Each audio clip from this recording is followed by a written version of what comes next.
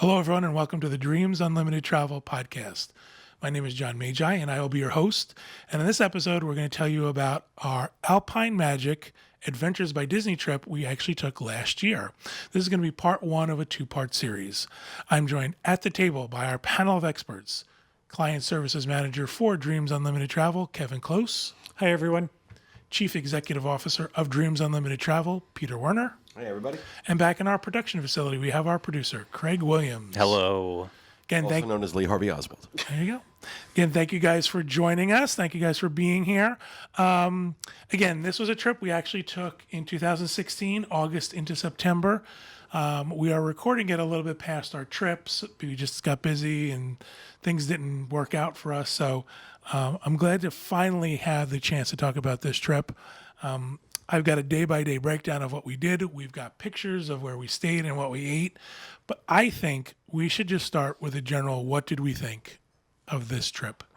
What was your general feelings of this Alpine Magic? I loved it. I had been told by people who had went that the food was among the best on any ABD, that the scenery was unparalleled, and I loved going to Stresa, and I loved seeing Luzerne, but in the middle we went to Zermatt. And knowing we were going to record this morning, I said to John, would you go back to Zermatt in a heartbeat? It's one of those places that I visited that calls out to me. I agree. But to say this is among the best ABDs for food, I think is inaccurate. I think it is the best ABD for food in particular.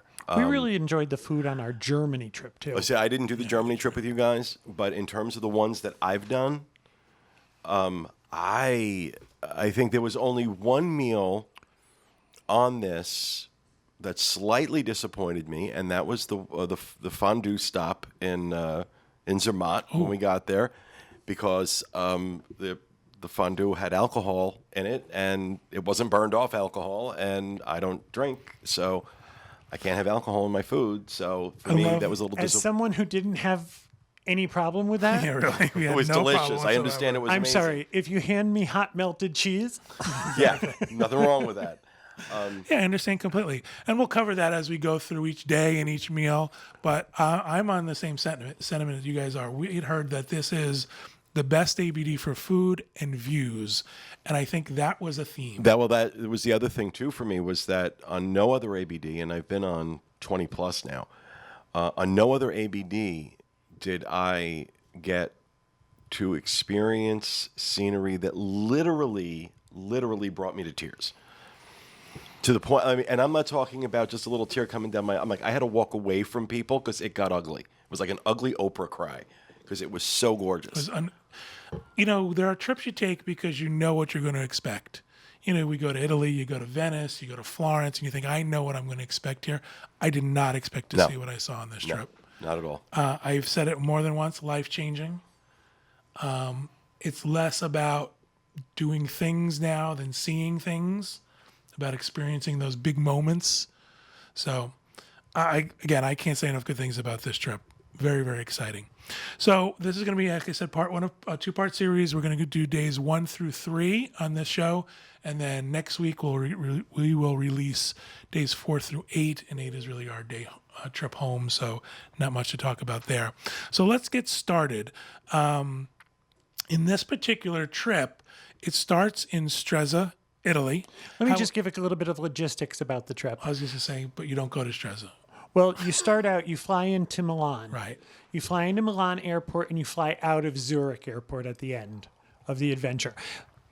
If you're just doing the adventure, if there's any sort of pre-travel, you could go on from Zurich, but that is the airport that ABD suggests that you fly home from. Right. We did something different. We did a cruise before this, and we've talked about that cruise, so I don't see any reason to go into that. But Pete, you did pre-nights in Milan. I did. I spent 4 or 5 nights in Milan before this trip, and wow. Yeah, Milan's incredible. Milan is amazing. And I stayed at I got a really good rate. Don't go during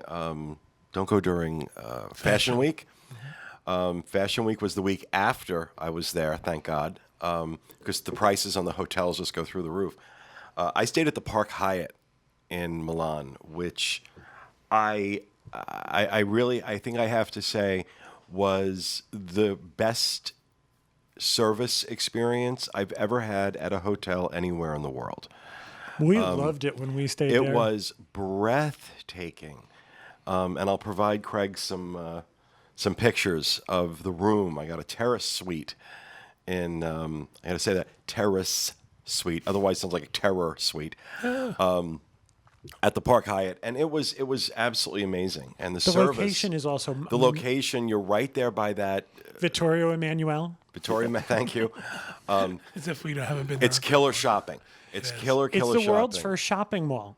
Believe it or not. It's amazing, and yeah, everything. I went to go see the Last Supper, the mural, the Da Vinci mural, and it was. That was. We've talked about this before. This is one of those things where it's, first of all, you can't do it justice to describe it. No. And second, it's so different than what I expected because it is a wall. Right. It's the wall of a building. It's, yeah, because I'm expecting a painting. Right. And I'm not expecting a wall. And then I didn't expect an archway in the, like, you look at the painting, the mural, and then in the bottom is like this archway. And I'm like, wait, they made him paint around an archway? No, he wasn't Da Vinci, back in the day. And they needed a doorway, and so they literally cut in his mural to build a doorway. There's an interesting story about this. During World War II, all of that building that was in was destroyed by bombs. The only wall that was unharmed was the one with the painting on it. And that was because the people of Milan took sandbags and just surrounded that painting on both sides with sandbags. So that was the only thing that when we went to see survived. it, there was a guide. You have to go through a series of like vapor locks where they it was blow crazy. dust off you.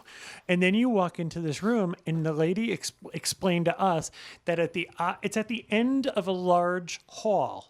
And she kept trying to explain to us that at the other end of the hall was a painting by someone. And I'm going to be honest with you, I tuned out everything she was saying.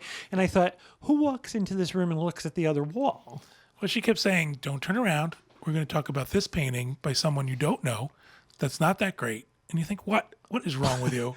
Yeah, I just waited in line and went through vapor locks to see this. Right. So I'm going to look at what I want. Exactly. And well, I'm looking at that because I did look at that other painting as well. And I can't tell you who it was by.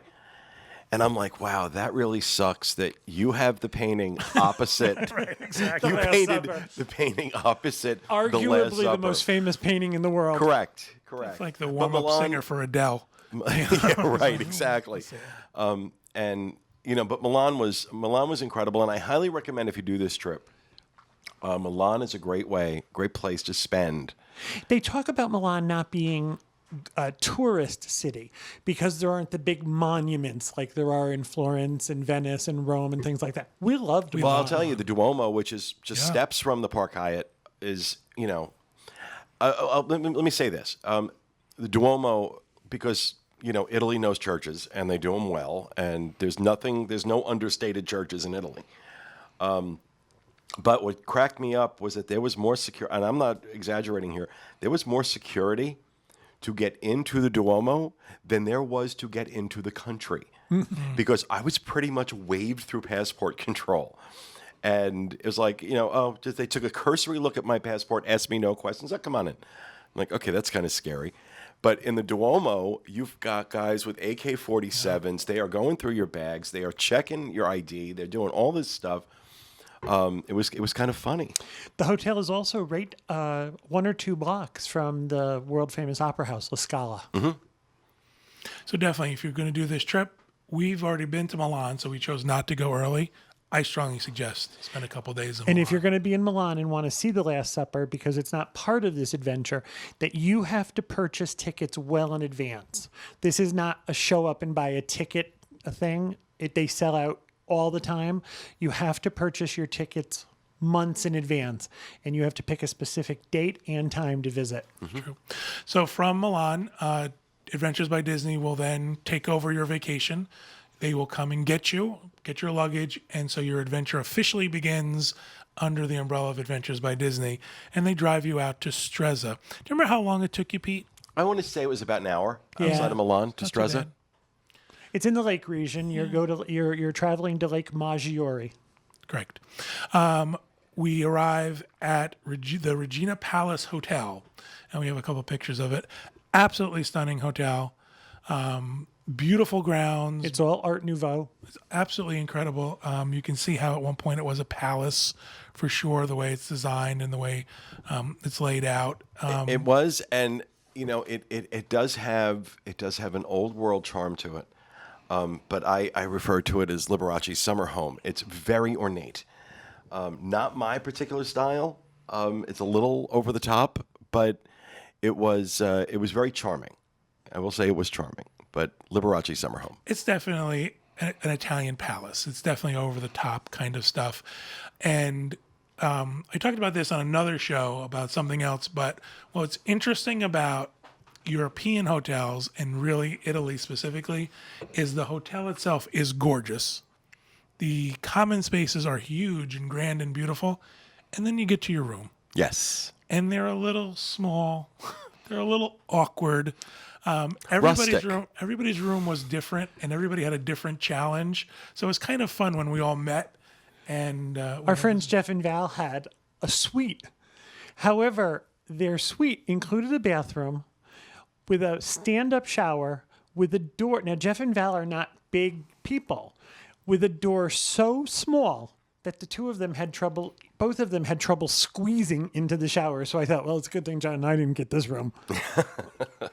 So one of the things about this hotel is Kevin mentioned it's right across from Lake Maggiore, and beautiful vistas, beautiful views. A couple of shots of the views from our room.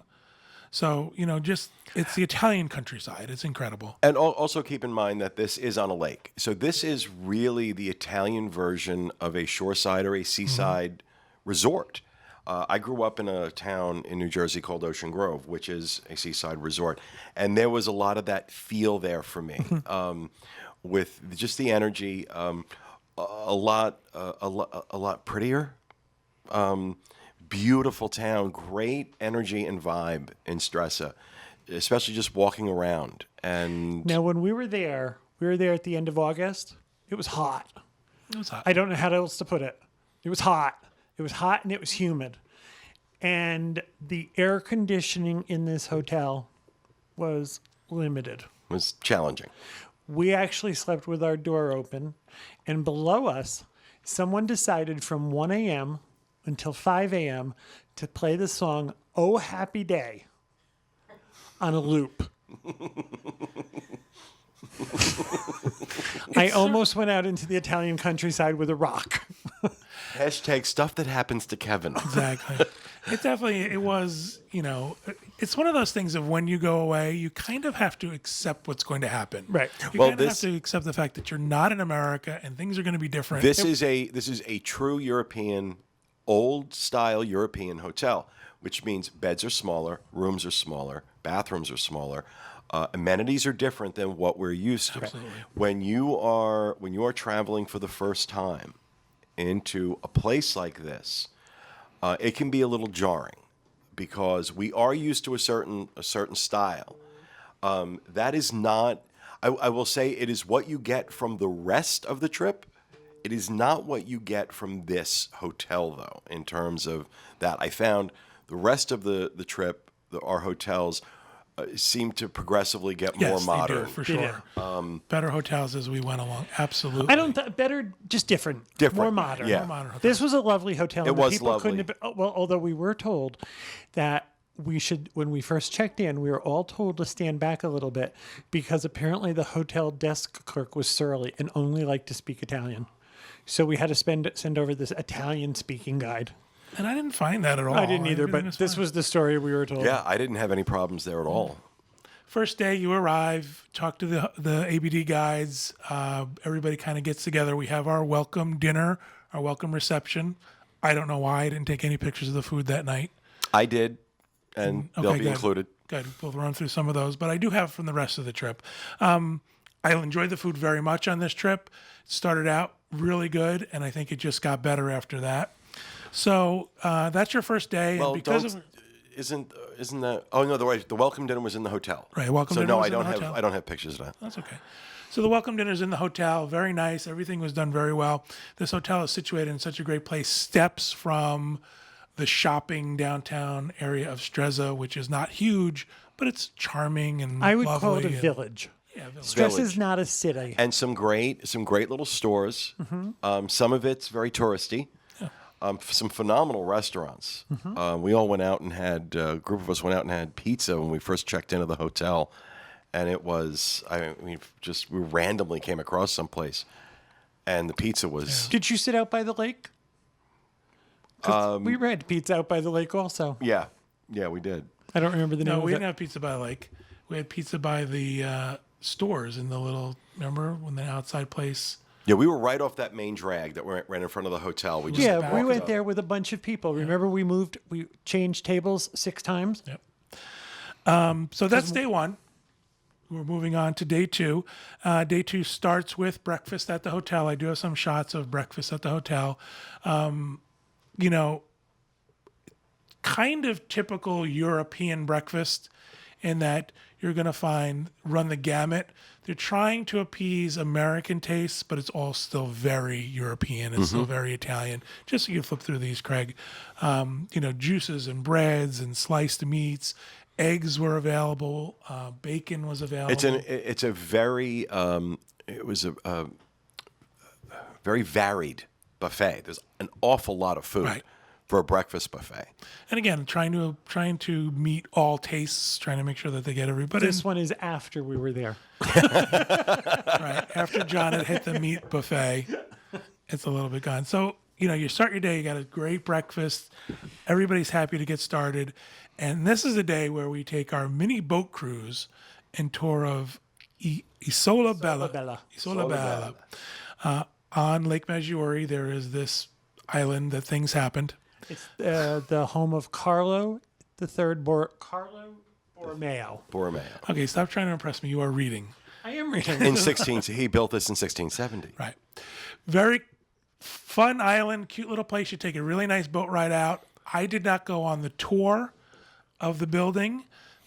Pete did. I did. So he's got some first-hand experience of the tour of the building. Okay, first of all, if you're scared by dolls, there was some creepy ass dolls in this because apparently the wife liked dolls, and I'm pretty sure these things came to life at night and killed people.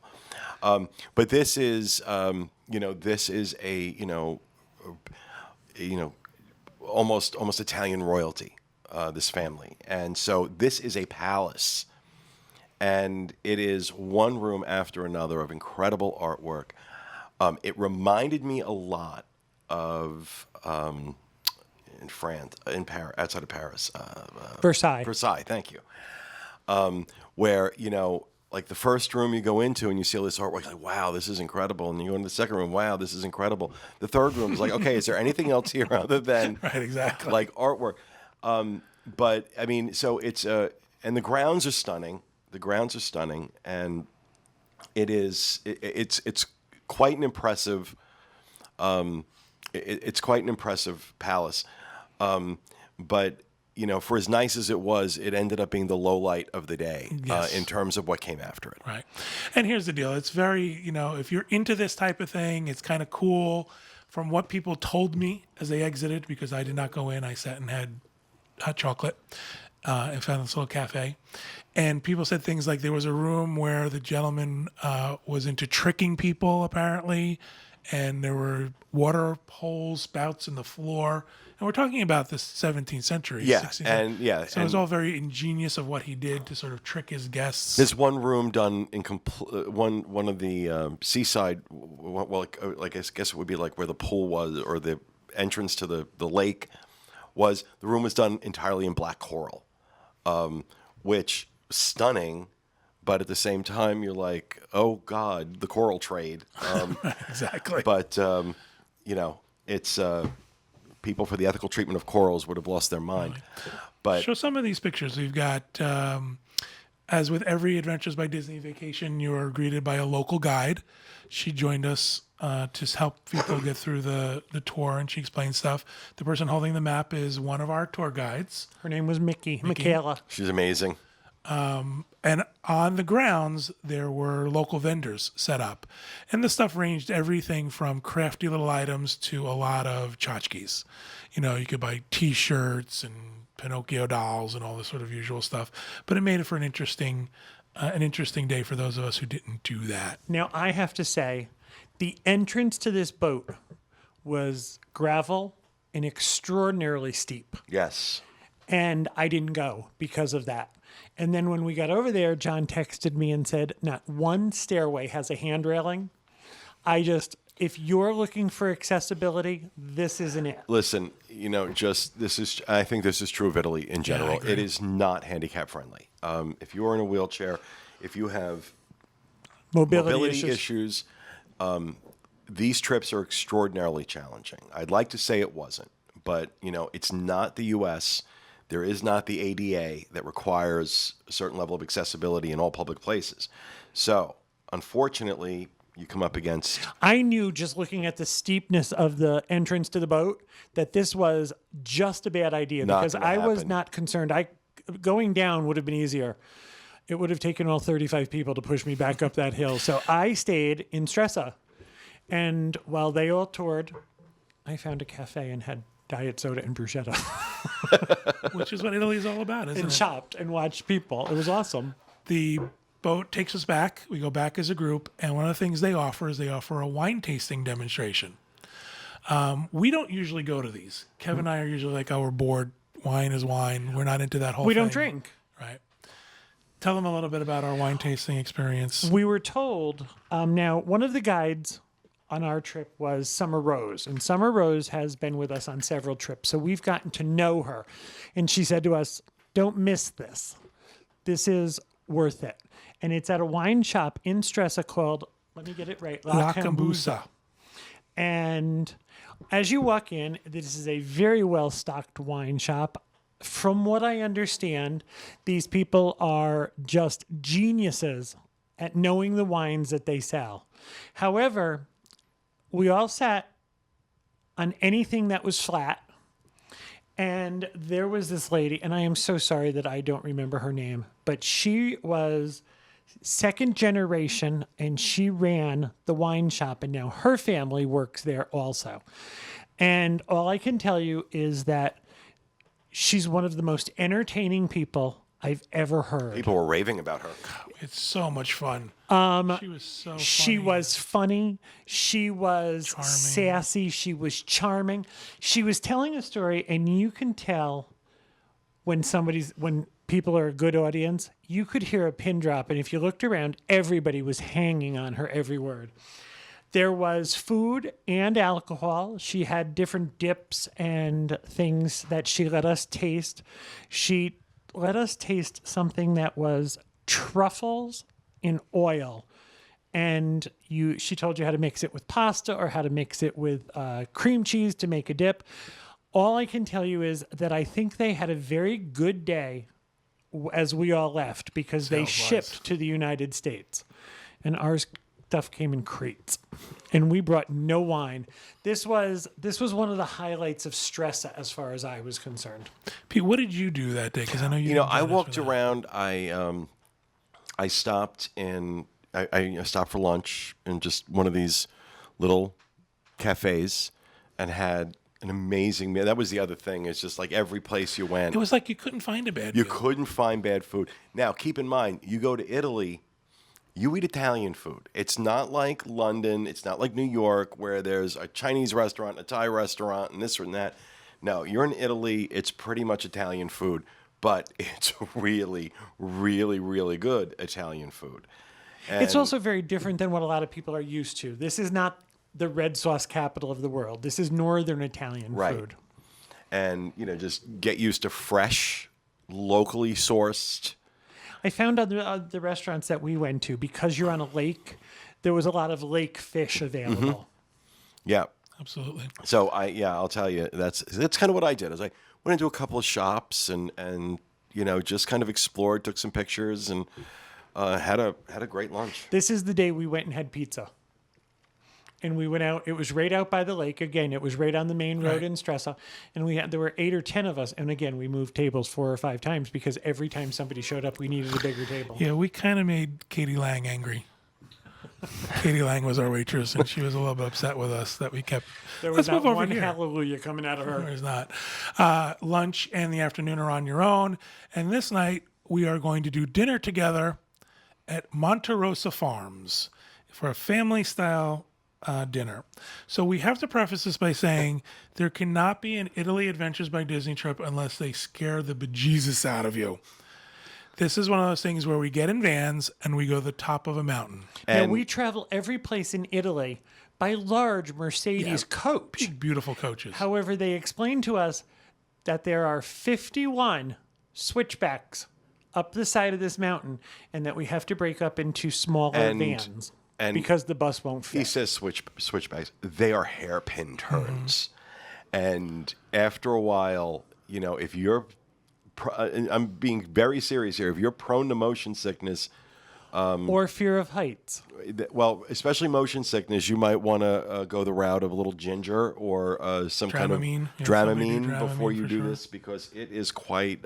I mean, we were in the larger of the vans, and on more than one occasion, he had to pull forward, He had stop, to do a 3-point turn. back up. So here he's backing up towards the cliff and then go up the hill. And then there were points where you thought, I think the road is washed out. Like, because I was sitting in the very front seat of the van, and I was like, are we really going to drive over this part of the road? Because it looked like it just completely washed out. So it was a little scary. It was a little nerve-wracking. And we get to the top, and we get to Monte Rosa Farms. And I'd like you to show them this picture that we have here. I don't know if you guys can see it very well. This should be a harbinger of what to expect when you get to the top of the mountain. Big, giant, scary Pinocchio greets you for no reason. with no- Geppetto in his groin. Yeah. Geppetto's carved Well, in he his- ate Geppetto. Is that what it is? He was hungry because he got to the top of the mountain.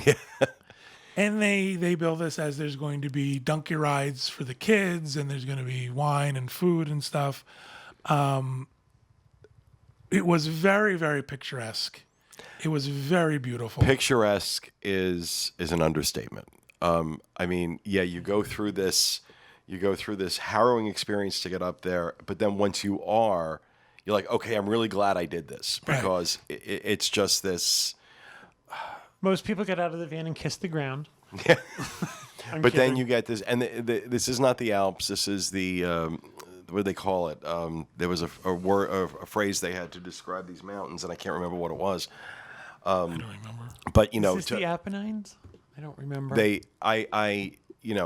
Doesn't matter, because they're absolutely, now, for me, having never seen any of it before, I'm looking at this going, oh my God, these are so majestic. When you do get to the Alps, which you will on this trip, you're like, oh my God, they were hills compared to what you're This was looking one at. of those trips where, like, every time you went somewhere, you're like, oh, I can't believe how gorgeous this is. And then the next place would be even more beautiful. Right. And even more beautiful until you finally get to the Matterhorn. But the top of the mountain is beautiful. And the food they served us, there was a place where most of the people went to have their dinner was down a slope. And their appetizers. They're appetizers. Appetizers, I apologize, right. Down this slope. And we opted to stay sort of at the top. So we were kind of by ourselves. They could not have been nicer. Oh, to they were us. amazing. Well, I think it's also important to mention this is a working farm, and everything they serve you is made on this farm. So it's all. I mean, it's the height of locally sourced, including the meats that are served. This is farm to table. This is farm to table. Their farm to missed their this. table, and that antipasto that we're looking at right now. That I know. Because I think that phrase "farm to table" gets thrown around a lot.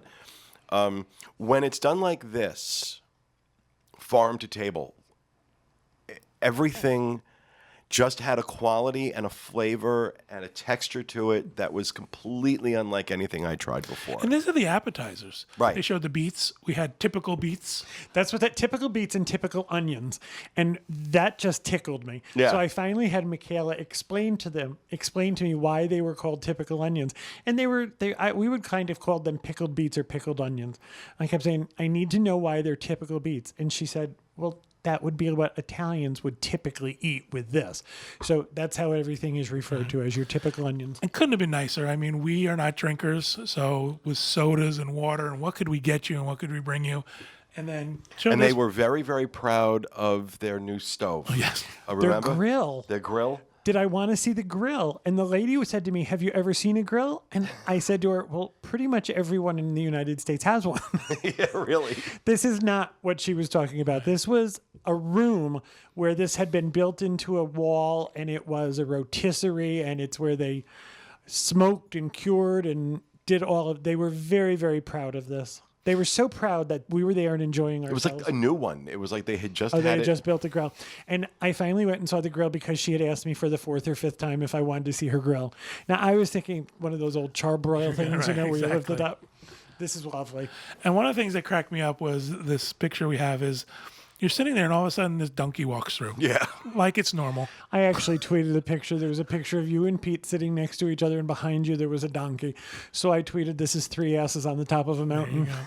But our guide had to come and get the donkey out, as you do, as it happens. So then the actual meal starts. So we're already full, and we're already thinking. So yeah, we go inside because they have a full dining room. Yeah, we went inside But the very dining room. rustic. Again, very, very rustic. Yeah, it was very mountain lodge inside. Yep. Family style. Everything was served family And style. and it's so funny because this was a meal we had, like 6 months ago, and I'm looking at these pictures going, I remember just how damn good it was. The risotto and those raviolis. Oh, forget it.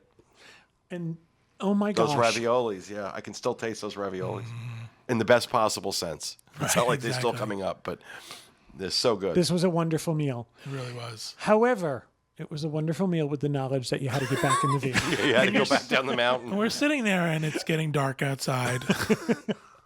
And we're thinking, he's got to drive down those switchbacks. There in were the 51 switchbacks. We were driving down the mountain, and apparently this is Lover's Lane in Stresa. Dark. Yeah.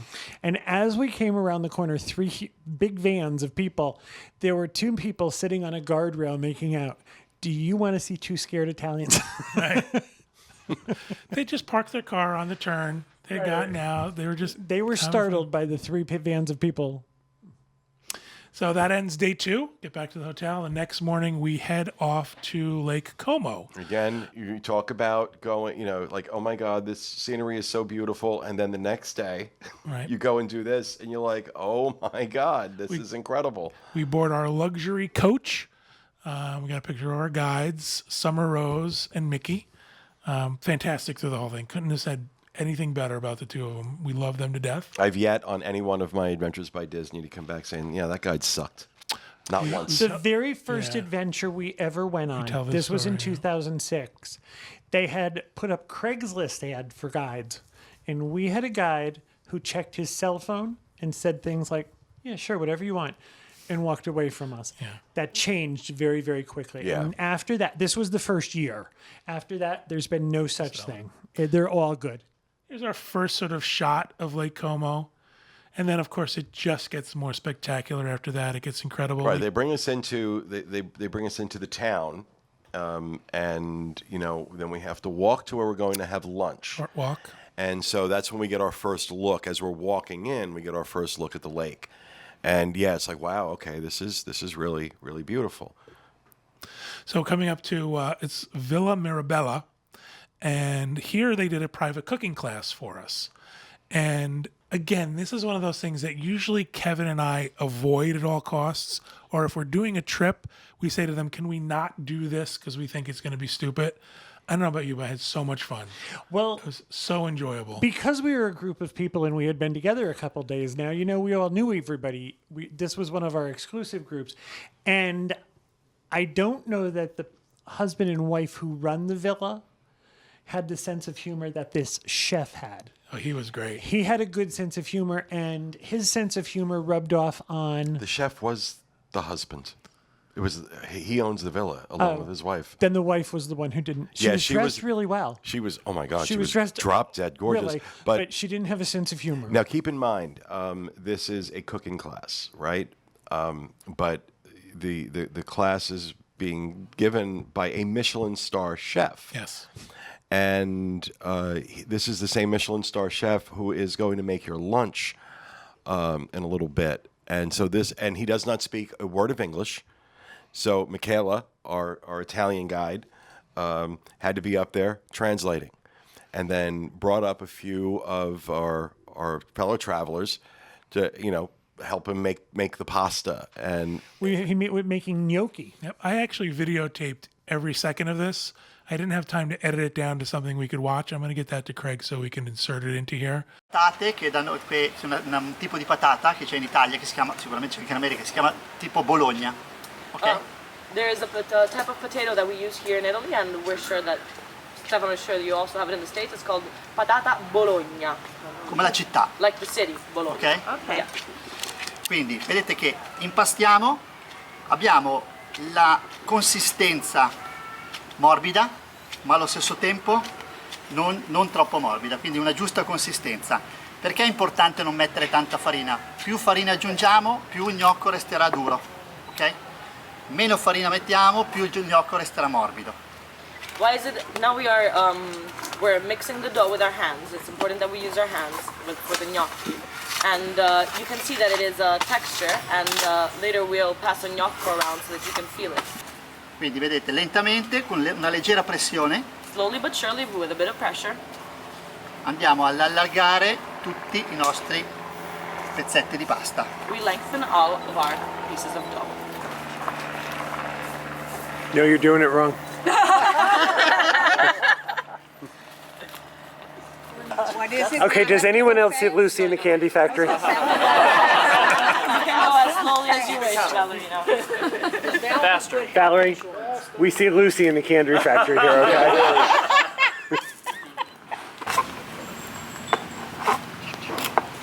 Meticulously, you're doing a great job. They're all the same size. Oh, I'm so. Except for that one.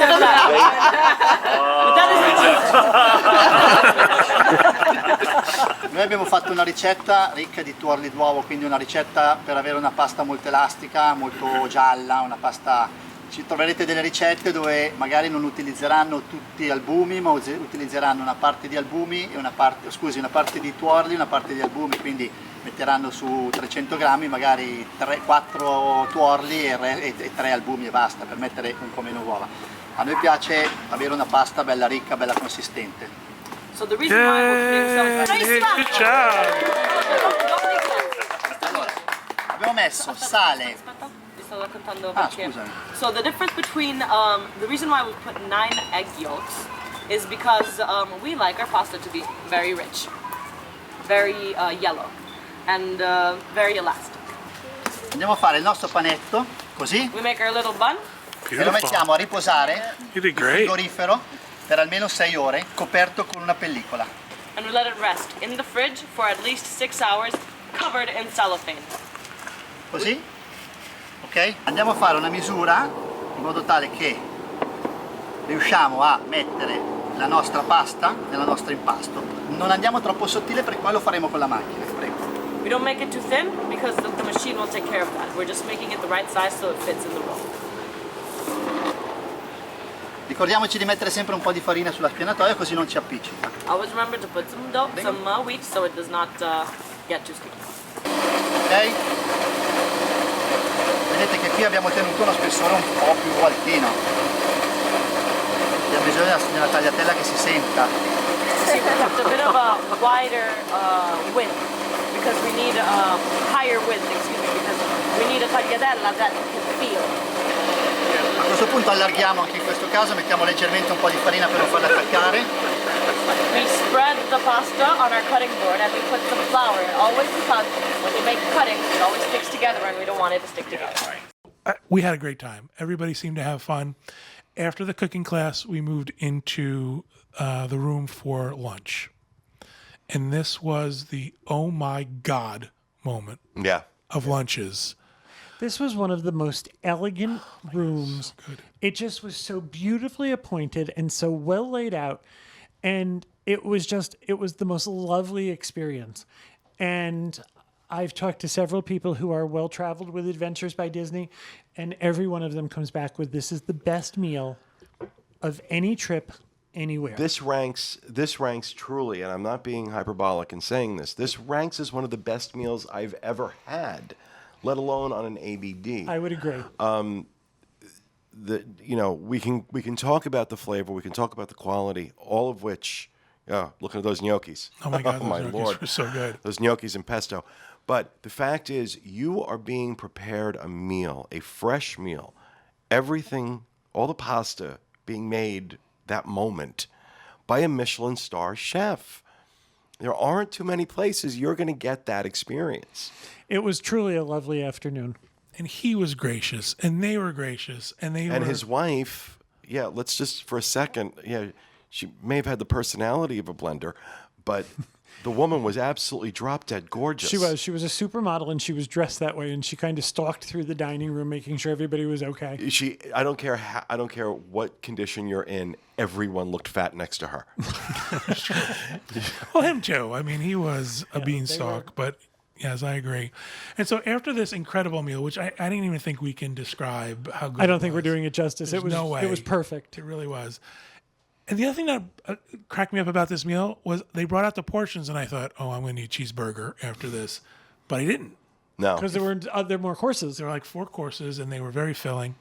So after this, we walked down to our boat. We take a lovely boat cruise of Lake Como.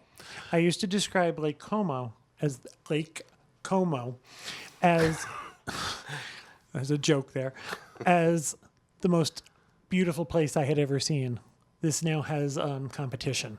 This trip makes you there's competition. This is lovely. Yeah. It's you hear so much about Lake Como. Because The joke is we used to say Lake Como, and somebody asked us if we were saying Lake Homo. Yeah. And John said, no, that's in our backyard.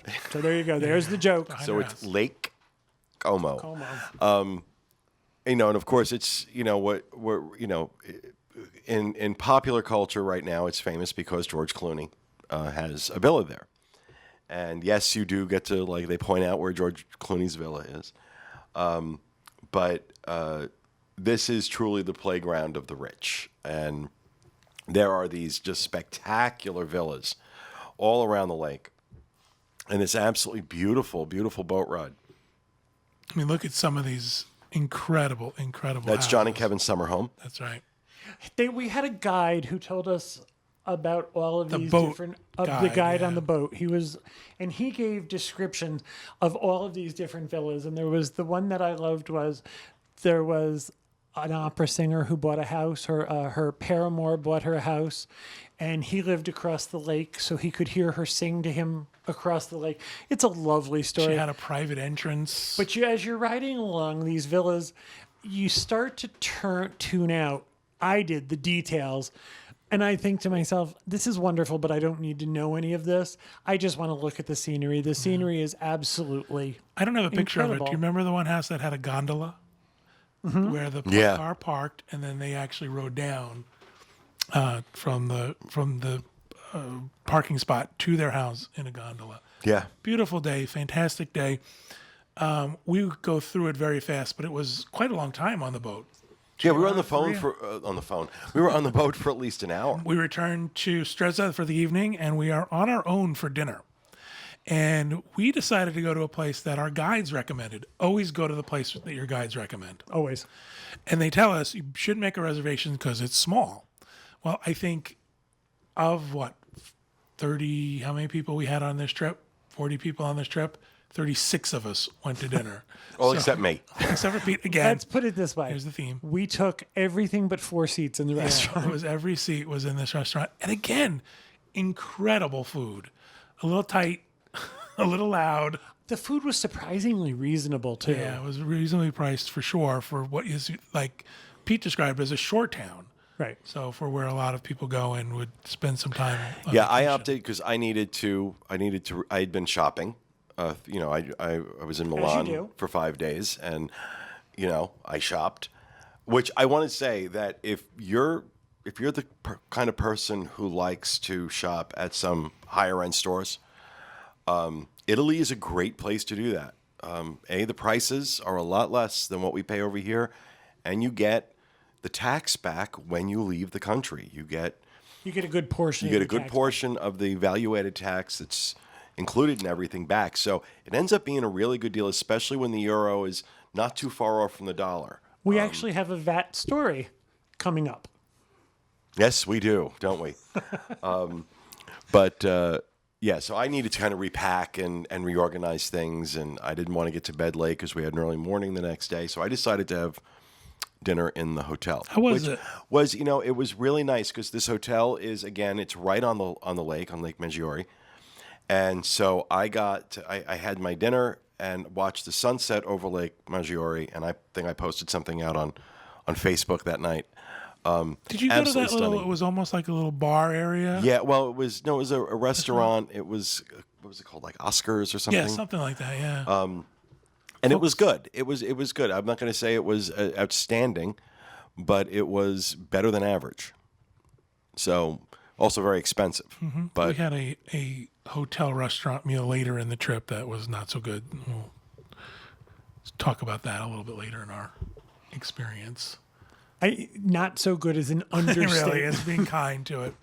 So I realize we're kind of stopping at a weird spot here. The reason why this is the end of this show is because the next show we are off to the Alps and to Zermatt, Switzerland. And I have a feeling that once we get to that spot, it's going to go a little bit long. there's a lot to talk There's about. a lot to talk about, a lot of gushing. And just a lot of it's look, you look at the prices of these trips. They're not cheap, let's be honest. Depending on when you're going, this adventure is going to run you anywhere from $5,700, $5,800 a person to $6,300 a person. And if you just look at that, it can be kind of off-putting. But like I said, we came back from this trip in September, and we're recording this right now. It's January. More than enough time for the after-trip glow to have worn off. Yet, virtually every day, there is something. Well, usually it's the cuckoo clock I have in my kitchen that kind of brings me back to a memory from that trip and the things that I saw. And I'm not what you'd consider a less traveled person. I've Not in the traveled least. quite a bit. So for me to say that, of all the places I've been, some of the things I saw and experienced on this trip were life defining, if that's not going too far. And I think some of those things really come in the next episode when we talk about the Switzerland. And that's piece not of to this. diminish anything we've No. experienced up until this point. ABD is magnificent at crafting these trips so they build. They build to a crescendo. And I think nowhere more than this trip did they do that brilliantly. There was a bunch of well-traveled people on our trip, Yeah, not a lot of newbies. and most talk about the next part as one of the highlights in life. Yeah, I think I really don't. I don't want to be effusive, and I don't want to be gushing. Or oversell it, Or you know? oversell it, exactly. But it's not. I don't think it is. I don't really think it is. Like I said, it's January. That's right. And I still feel this way. And I can look at a picture of food, or I can look at a picture of a landscape, and just kind of be back there and remember just how magnificent it was. We talked about, on a previous show we talked about going on the Harmony of the Seas. And we all had to sort of jog our memory. What did we eat? What did we see? What was on that ship? This Don't have to. is in my brain. Burned in.